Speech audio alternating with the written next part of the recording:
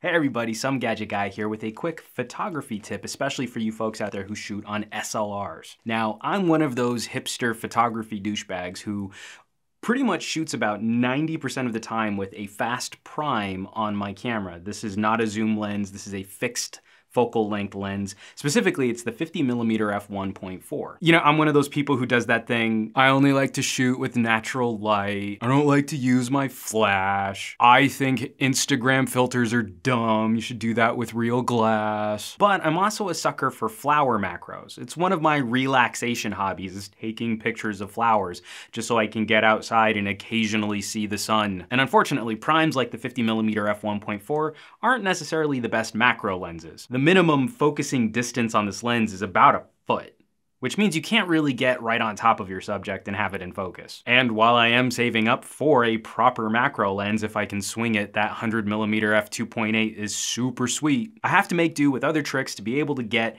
really pretty pictures of things super close up. And this has definitely been a question that I've gotten on some of my video and written reviews, how I'm getting these close-up shots, these close-up videos of gadgets and smartphones and tablets, sometimes even down to the individual pixels in a screen. To radically oversimplify, and please, proper photographers, leave me comments down below if I horribly mischaracterize this photography concept. But very basically, the farther you move the lens away from the image sensor in your camera, the closer you're able to focus on something in front of that lens. And I suppose you could just walk around with the lens detached trying to get something in focus, but that's a really bad idea, so how about you don't do that? But that's where a set of extension tubes comes into play.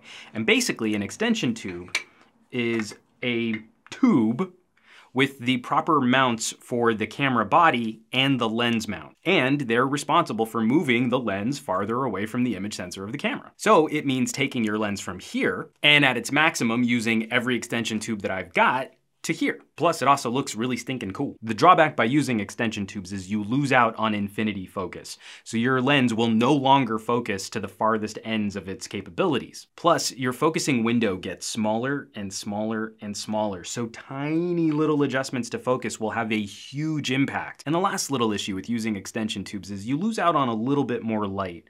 I think using all of my tubes together, I lose out on about a stop.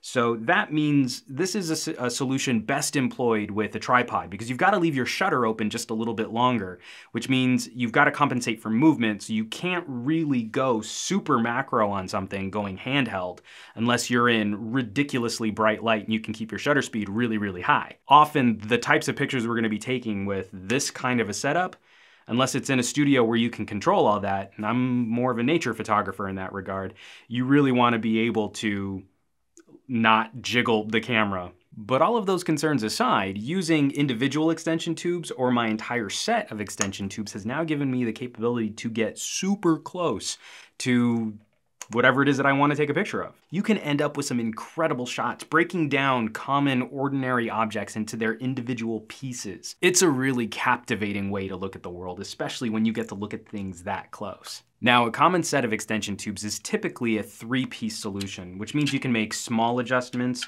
medium adjustments, large adjustments, or combinations of adjustments to make sure that you can dial in the right distance from that front lens element. In terms of pricing, there's a big price gap between the low-end extension tubes and these, which are sort of higher-end or at least mid-range extension tubes. Pricing on a low-end set starts at around 50 bucks. A set like these Kenkos can go for around 200. But you have to be careful with those low-end solutions because they typically lack the communications wiring so that your lens can communicate with your camera body.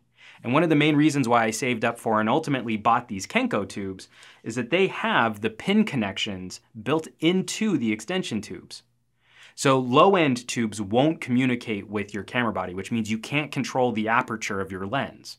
And on a Canon camera, that means your lens is always going to be wide open when the lens cannot sense the camera body is attached to it. When we're dealing with super macro situations, being able to dial in the proper aperture, go with a slightly less shallow depth of field, can really make the difference between landing a good shot and just ending up with something that's sort of almost fetishistically blurry. And while $200 might sound like a lot, this set of extension tubes has prevented me from needing to buy a $1,000 macro lens. Plus, when I do get that $1,000 macro lens, I can still use my extension tubes with it. So everybody, if you were curious on how you could get better close-up photography, better macro photography with your SLR, extension tubes would definitely be a solution that I would recommend checking out. As always, folks, thanks for watching, and I'll catch you all on the next review.